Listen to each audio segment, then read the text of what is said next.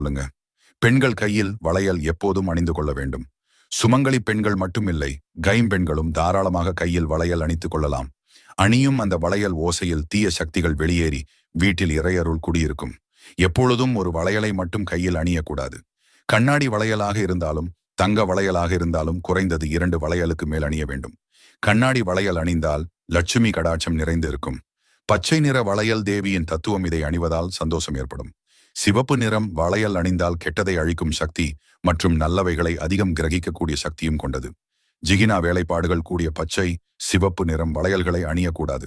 உங்களின் வலது கைகளில் சிவப்பு நிற வளையல்களை அணிய வேண்டும். அதேபோல் இடது கையில் பச்சை நிற வளையலை அணிந்து கொள்ள வேண்டும். ஜிகினா பொருளை கொண்ட தங்கம், கண்ணாடி, வெள்ளி வளையல்களை பெண்கள் அணிந்து கொள்ளாது மிகவும் சிறப்பு.